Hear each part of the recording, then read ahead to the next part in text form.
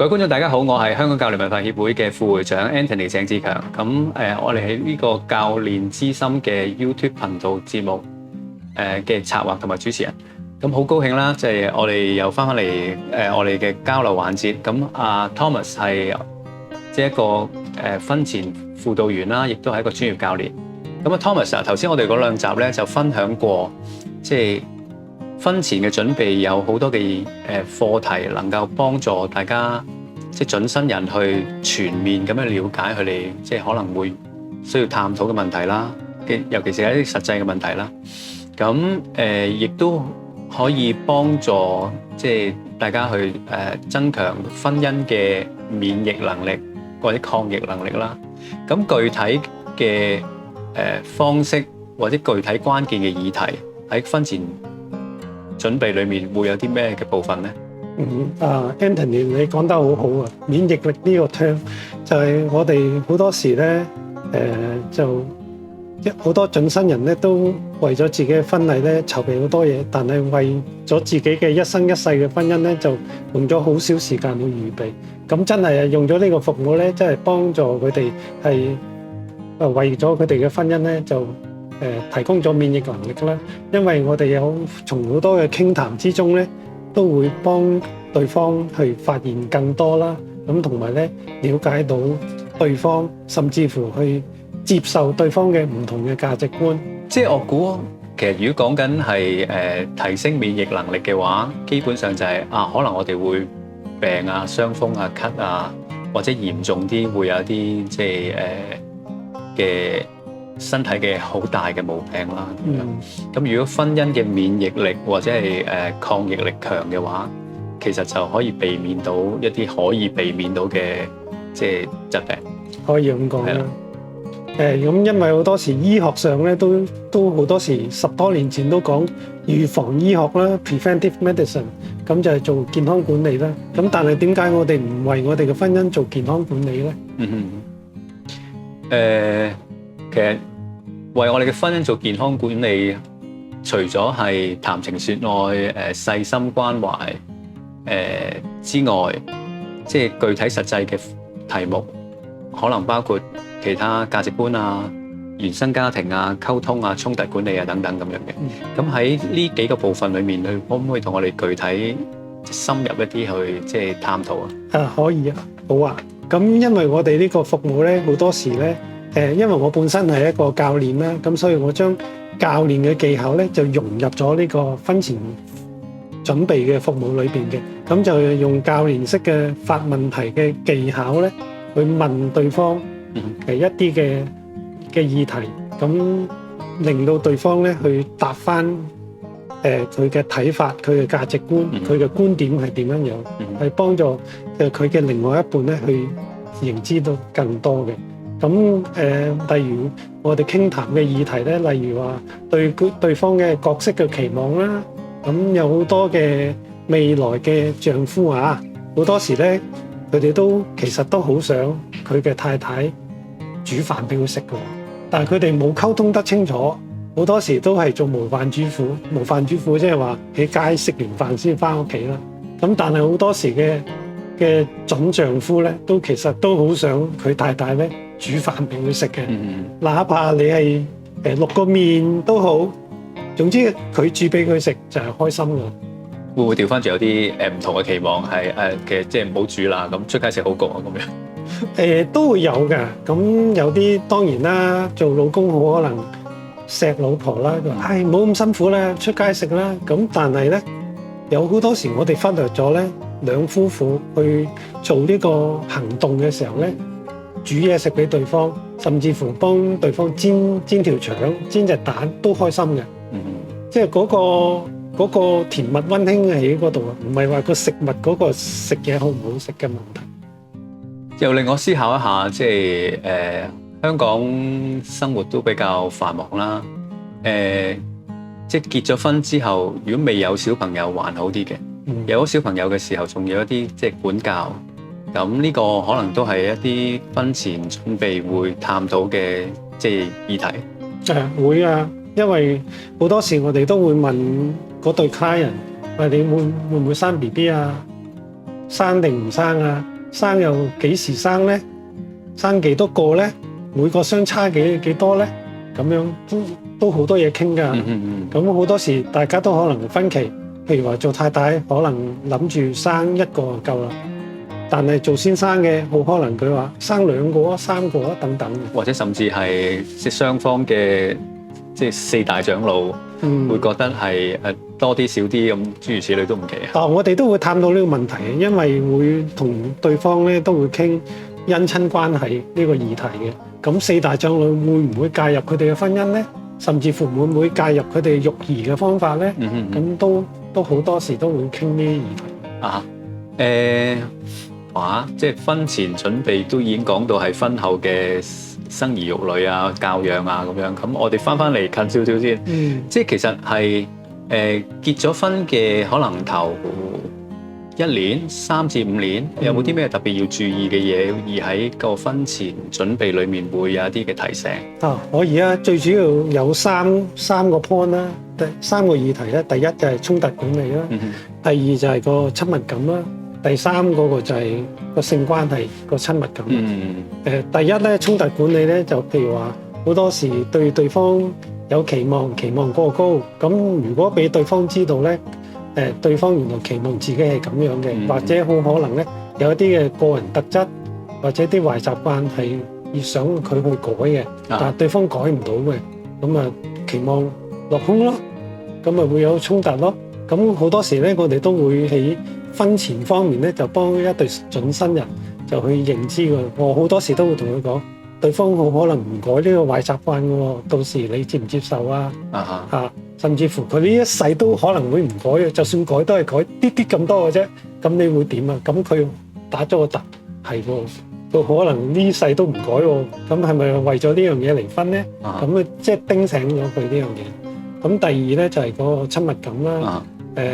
因為頭嗰幾年咧個磨合期咧，大家有衝突，但係又最甜蜜，係好大嘅 contradiction 喎。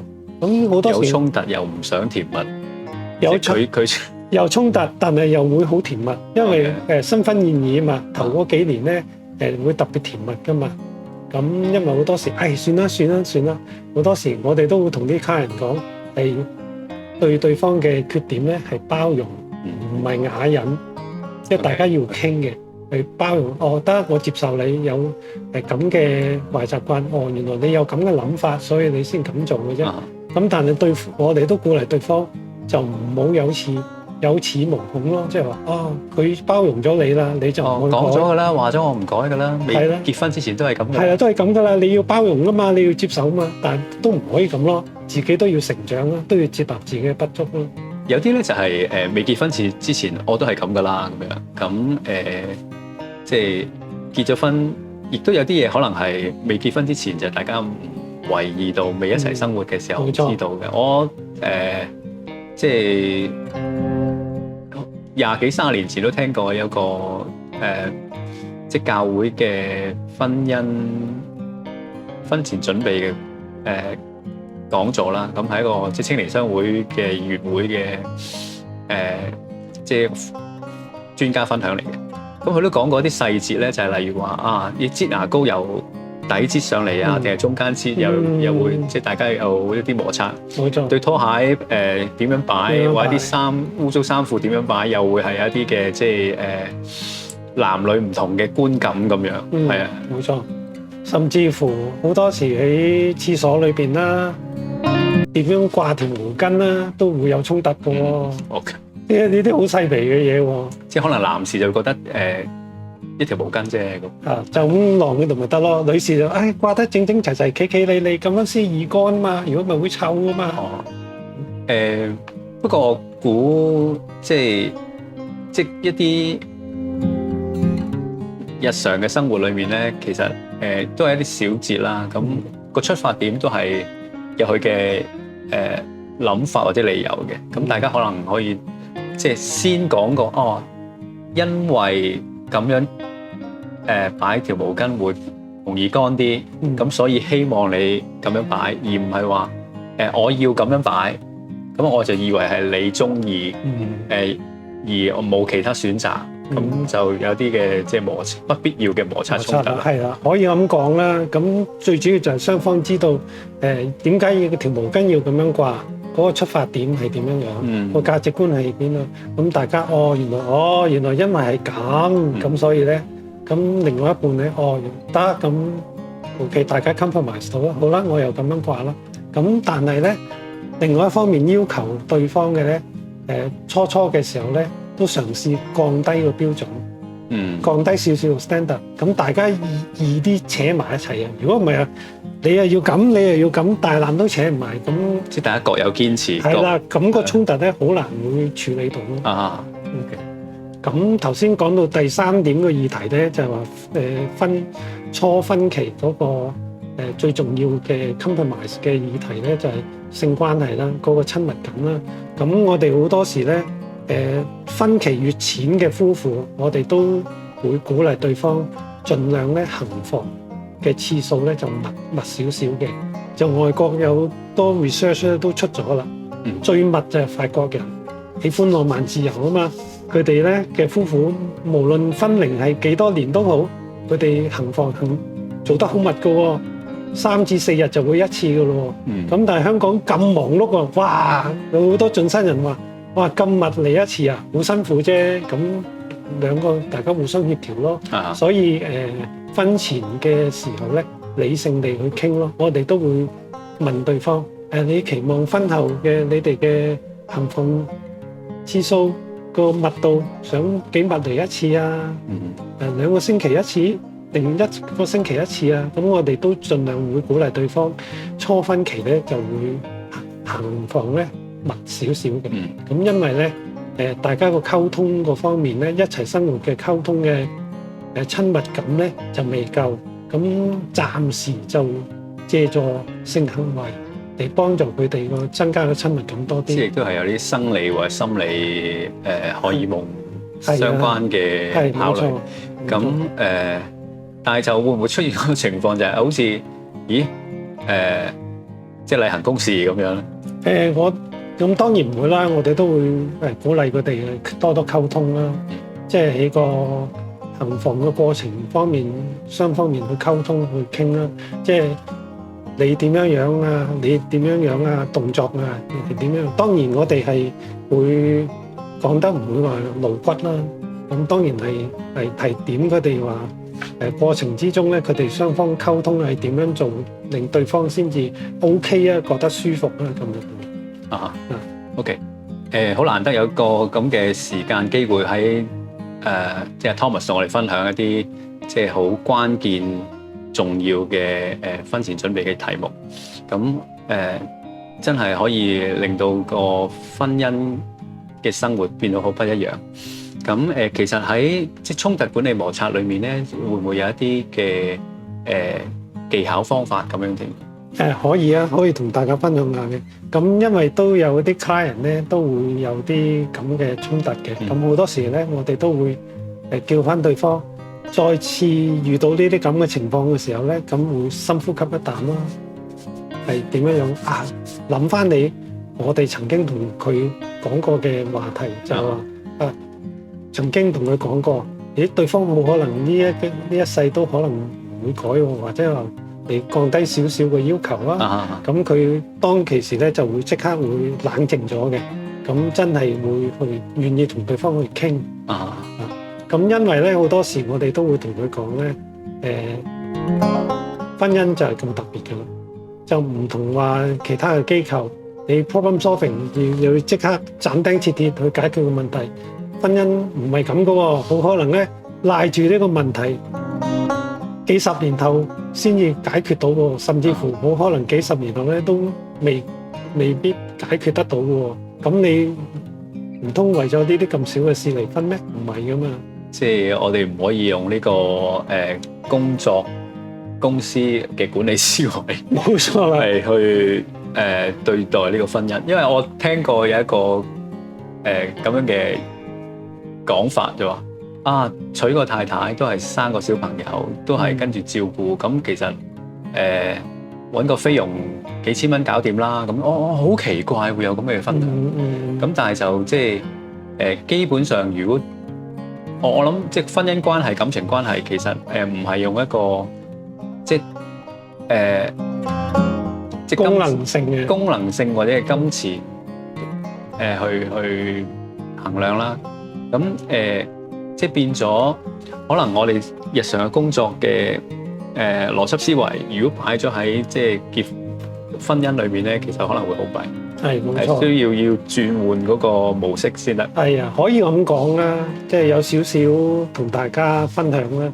出邊商業上面嘅溝通技巧嘅課程啊，佢哋嘅課程目標係乜嘢咧？傳遞個信息咧，咩叫做有效溝通咧？我講係商業訓練嘅課程，就係話將你嘅要求嘅信息，用最短嘅時間、最有效益、最有效率嘅方法，就話俾對方知你想點樣做。咁樣 that's it， 商業上嘅 training 就係咁咯。但係婚姻上面嘅溝通咧，唔係咁噶喎，係要講咩啊？話俾對方知道你嘅感受，你內心嘅感受，內心深處。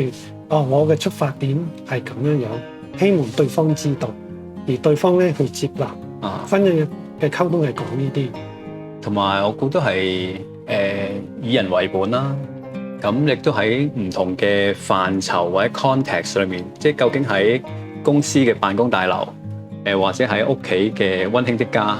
咁而家個香港嘅矛盾咧就係即係 home office 啦，屋企地方比較細啦。如果有咗小朋友或者同其他家人一齊住嘅時候，即係空間或者係噪音都隔聲都唔容易啦。咁所以頭先即係有啲實際嘅困難，咁我哋都可以需要諗下啲創意嘅方法去解決嘅。例如話頭咁結婚嘅即係1至3年係即係個親密關係應該要多啲嘅。咁但係實際上即係房間嘅空間都好少。咁我哋都係即係要預先做一啲嘅準備，去諗下其他嘅方法去面對、去處理、去令即係我諗問題其實唔係問題嚟嘅，點樣去即係應對先至係一個即係重點嘅課題。你講得好好啊！空間呢樣嘢，香港社會咧呢個空間問題咧，實在係一個 issue 嚟嘅。咁好多時咧，我哋都會同客人分享啦，都講話香港嘅居住空間咧個物理空間就太細啦。但係我哋都會好多時提點翻對方，唔好讓自己嘅心靈空間去咁狹窄。盡量開放自己嘅心靈空間去接納對方，去認識對方，去睇對方多啲。喺呢一集即係結束之前咧，咁我諗即係頭先嘅交流對話裏面，俾到我一個好大嘅啟發，就係婚姻關係其實係一個互相嘅滋潤、互相嘅學習成長啦，而唔係一個即係大家互相角力嘅地方啦。所謂即係神隊友。咁希望即係我哋下一集可以繼續探討相關嘅即係內容，好嘛？好啊，唔該晒。唔好客氣。